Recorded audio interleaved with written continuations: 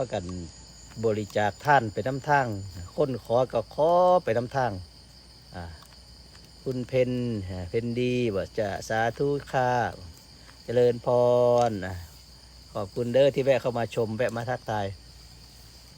จากที่บริจาคท่านไปน้ำทางคนขอกับกาวาล่หลายคนมาเสื้อผ้าอาภรณ์แต่งมาถึง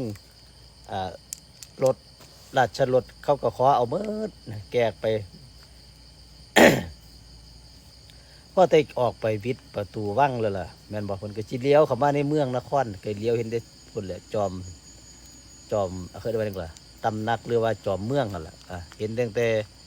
ยอดพระปราสาทราชสวังเพิ่นก็ได้บอกกับเมียเบิ่งมาสันเบิ่งอีพอสนใจกับแม่บุษดีโดสันเพิ่นสิเป็นกำพร้าวันนี้แหละบ่มีลูกบ่มีหลานอยู่นำมาสันลูกชายลูกไผ่หลานชายหลานสาวก็หนีออกจากเมืองไปหา